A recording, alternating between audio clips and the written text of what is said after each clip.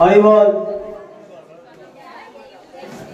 কি যে বলি, মানে এমনি জল খেয়ে আসলাম। যা হোক, শুনেছি ভক্তের কৃপা হলে পরে অনেক কিছু হইতে পারে, তাই আগে ভক্তের আশীষ নিয়ে নিই। ঠাকুরের একটা ধ্বনি দিয়ে শুরু করি, আপনারা একটু সাহায্য করবেন আমাকে। শান্তি হরি হরি ব্রহ্মানন্দে হরি হরি বল।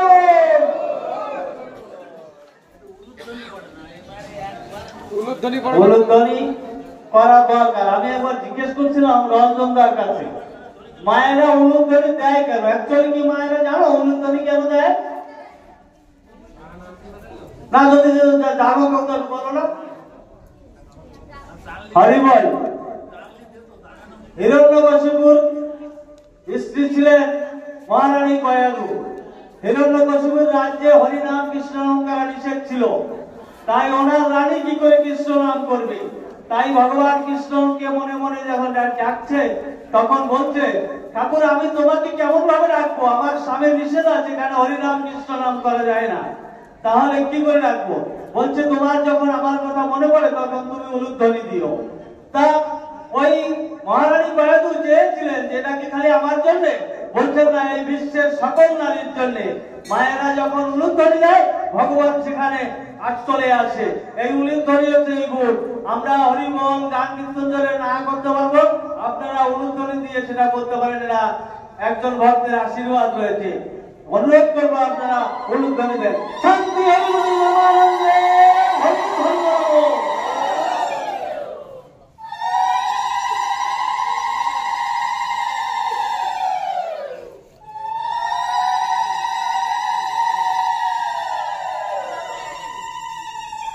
হরি বল।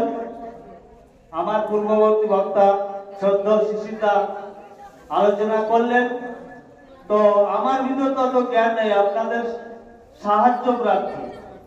আমি ঠাকুরের কথা সব, আমরা যে আলোর পিছনে ছুটি, সেই আলোর সম্বন্ধে চিন্তাধারা করতে না পারলে তার কথা বলা যায় না। অ্যাকচুয়ালি আমি এমন একজন মানুষ, তার কথা চিন্তা করার মতো সবাই আমার নাই। আমরা ঠাকুর বাড়ি যেতাম, তো রাস্তায় আমাদের বাড়িটা ছিল গোপাল সাধুর বাড়ির পাশে। আমাদের ওখান থেকে আমরা ঠাকুর বাড়ি যেতাম, 12 দিন 13 দিনে পৌঁছতাম।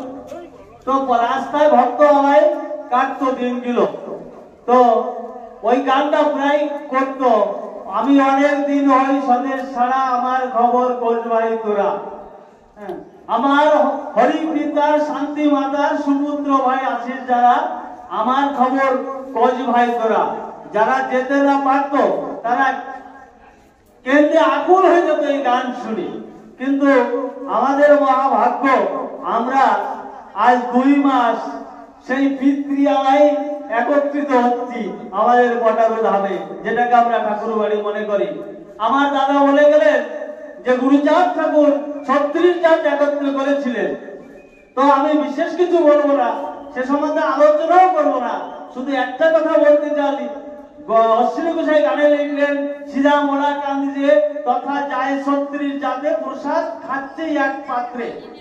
তো সেই কথা বলে আমি সেদিনে ইউটিউবে একটা গান শুনলাম, উত্তম সরকার গাইছেন, কোথায় আছো হে গুরুচাঁদ আবার এসে ধরো যে হাল। একটা গান করছে, কাকু শুনছেন নাকি গানটা? উত্তম সরকার কবি সরকার গানটা করছে, ওখানে কয়েকটা বল আছে।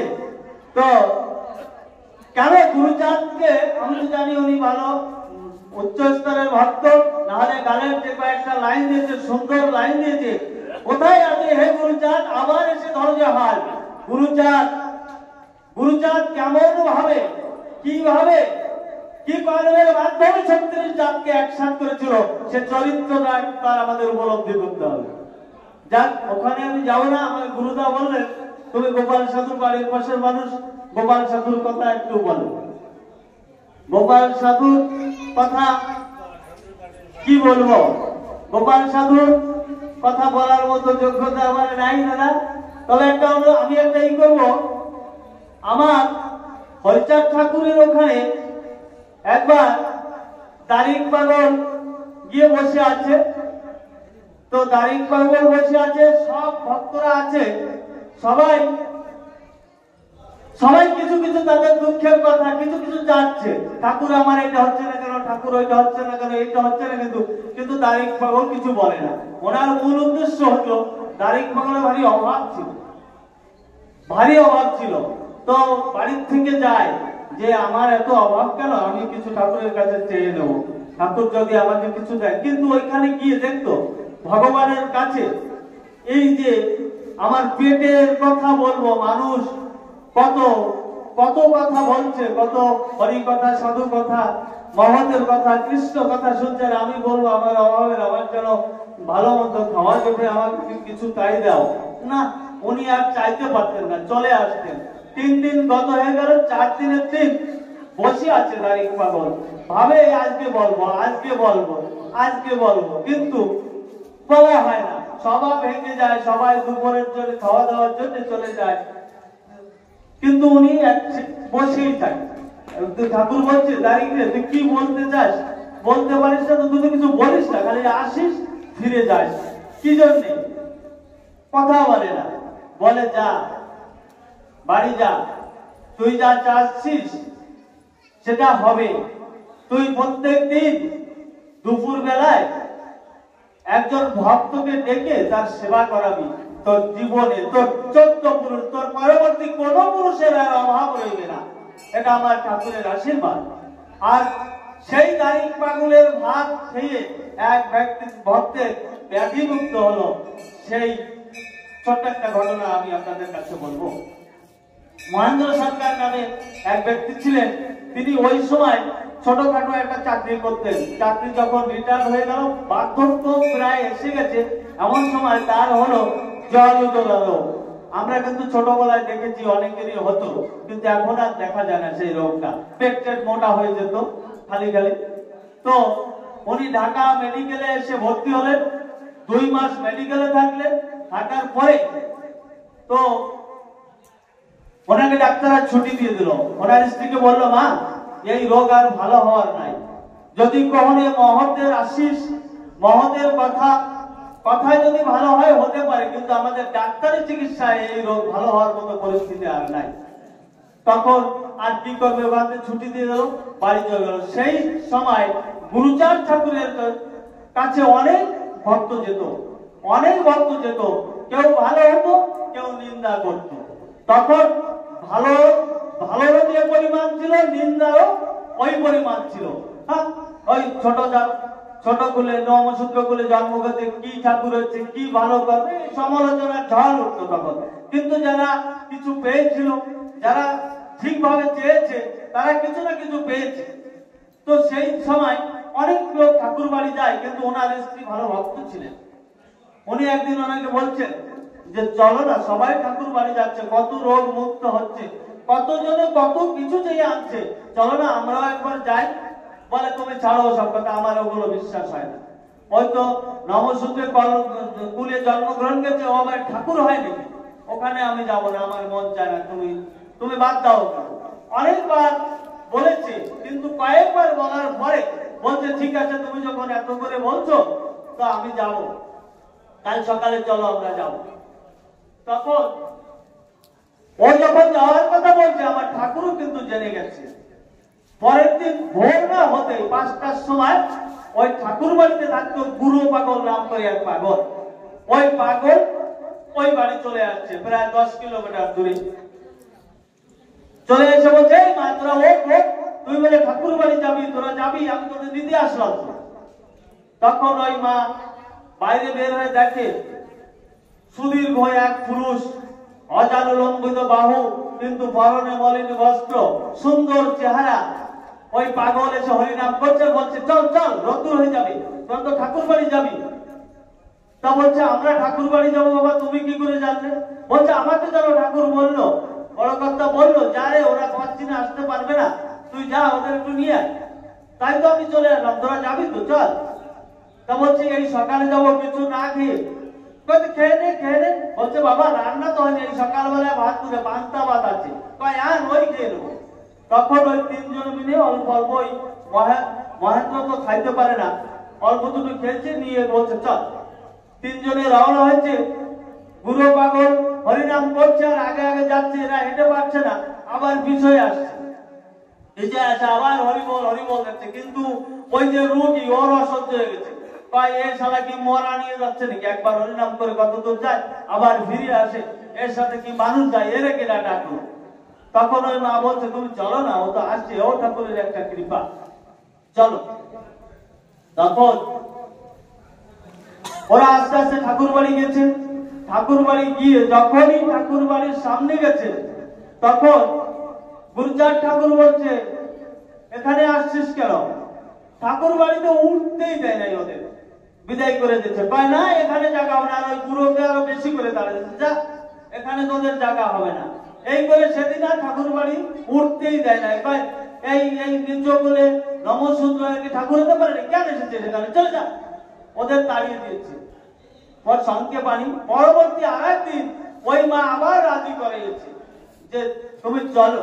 তখনও বলছে কি আমি যে যাব, সত্যি আমার মন চায় যেতে, আমি যে রূপ, যদিও আমাকে তাড়িয়ে দিয়েছে, আমি যে রূপ আমার এই নয়নে একবার দেখেছি, আমি আর ভুলতে পারছি না, তাকে ভুলতে পারছি না, যেতে ইচ্ছা হয়, কিন্তু যখনই আমার এই অহংকার, আমার আভিজাত্য আমাকে যেন ধাক্কা দেয়, আমি আমি সেখানে আর যেতে পারছি না, আমার তো মন চায় যেতে। ঠিক ওই কথাবার্তা বলে স্বামীকে রাজি করিয়েছে। পরের দিন সকালে গুরু পাগল আবার এসে হাজির, চল যাবি বলে, বলছে হ্যাঁ যাবো তো। সকালে আবার তদ্রুপ তিনজনে গেছে, এই আজকে আর বাধা দেয়নি ঠাকুর, ওরা ওই বাড়িতে ঘোরাফেরা করছে। পরে দুপুরে খাওয়ার ব্যবস্থা হয়েছে, ওই মহেন্দ্রকে খাওয়ার জন্য বসিয়ে দিয়েছে লাইনে, বুড়ো পাগলও খাচ্ছে, আর ওই মা একটা খুঁটিতে পিঠ থেকে দাঁড়িয়ে আছে, সব ভক্তরা খাচ্ছে। এমন সময় গুরুচাঁদ ঠাকুর এক লাঠি নিয়ে আসছে, লাঠি নিয়ে করছে এই বেটি, এই কি তোর বাবার বাড়ি, বাবা কামাই করে রাখছে যে এখানে এসে দাঁড়িয়ে আছিস, আর ওই ওই মহেন্দ্রকে দিচ্ছে আবার তারা, ও তুই কেন এখানে বসেছিস খেতে, এখানে তোর খাওয়া কিসে, তুই কি কাজ করেছিস যে এখানে বসে খাচ্ছিস?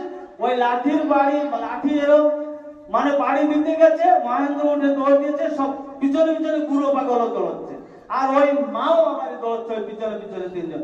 বাড়িতে যখন নেমে ওরা উত্তর দিক যাচ্ছিল, গুরুচাঁদ ঠাকুর বলছে এই শালারা, তোরা যদি বাঁচতে চাস তো দক্ষিণে যা, ওদিকে দৌড়িস না। ওই সংকেত গুরু পাগল বুঝতে পেরেছে। গুরু পাগল যখনই দক্ষিণ দিকে মোড় দিয়েছে, তখন তখন ওই দুইজন ওই পাগলের পিছনে পিছনে দৌড়চ্ছে। দৌড়ানোর পর যখন ওই দারিক পাগলের বাড়ির সামনে থেকে যায়, দেখে ও দারিক পাগল ওই দিনে আর কোনো ভক্তকে পায় নাই, ওই রাস্তায় কেউ যায় নাই।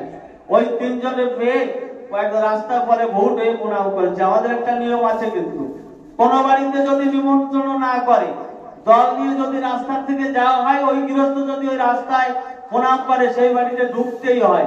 অথচ এখন এইগুলো প্রায় মানে না, নিমন্ত্রণ করলেই তাই আসে না, আর বুটে প্রণাম করলে কে যাওনি, ওই জায়গায় হঠাৎ হচ্ছে, হঠাৎ ধরে দেয়। আগে দলপতি দু একজন আসে তো ওই জায়গায়, আগে তো হঠাৎ ধরে অর্ডার হয়ে গেছে দাদা, এবছর আর আপনার অনি হবে না, সংসদটা কই। তো এখন ওখানে প্রণাম করেছে, তারিখ পাগল ওনাদের নিয়ে গেছে, নিয়ে যাওয়ার পরে সেবা আদি রান্না বাড়া হয়েছে। রান্না বাড়া হওয়ার পরে ওনাদের বেশ সুন্দর করে যেভাবে অতিথি সেবা করায়, ভাতের থাল সামনে দিয়ে ধূপ, তারপরে দীপ জ্বালিয়ে মোটামুটি একেবারে বড় ভগবানকে খাওয়াচ্ছে। আর মহেন্দ্র মনে মনে ভাবছে এই তো ভগবান, ওই যে জায়গায় গেলাম ভগবান, তারা খেয়ে চলে এলাম, ওইটা কি ভগবান, ভগবান তো ইয়ে। সুন্দর করে যখন সেবা আদি করেছে, সেবার পরে বিছানা করে দিয়েছে বিশ্রামের জন্য, প্রায় 1 ঘন্টা বিশ্রাম নিচ্ছে। তখন গুরু পাগল বলছে যে আমি এবার বাড়ি যাই, তোরা বাড়ি যা, ঠাকুর বাড়ি তো যেতে পারলি না, যাক এই বাড়িতে খেয়ে খেয়ে বাড়ি যা, আমিও ঠাকুর বাড়ি যাই, নাহলে ঠাকুর আমাকে আমার রাগ করবে। ওই দিন রাত্রে বাড়ি গিয়ে স্বামী স্ত্রী দুইজনে ঘুমিয়ে আছে। রাত 12টা-1টার সময় দেখে যে ওই মহেন্দ্রর আর পেট নাই, সমান সুস্থ মানুষ হয়ে গেছে। তখন স্ত্রীকে ডাক দিয়ে বলেছে তোমাকে বলেছিলাম না, আজকে যে বাড়ি আমরা দুপুরে খাওয়া দাওয়া করেছি, ওই ভগবান, ওর বাড়ির অন্ন খেয়ে দেখো আমার আর সেই রোগ নাই। তো ভক্তদের এমন ভাবে প্রধান্য দিয়েছে আমার গুরুচাঁদ ঠাকুর। গুরুচাঁদ ঠাকুর তখন ওই মা ওই যখন তারাকে চলে আসলো, গুরুচাঁদ ঠাকুরকে বলছিল ঠাকুর তোমার লীলা তো বুঝতে পারি না, কিন্তু আমার স্বামী যদি ভালো হয়, আমি 1 হাঁড়ি বাতাসা এই ঠাকুর বাড়িতে দিয়ে যাবো।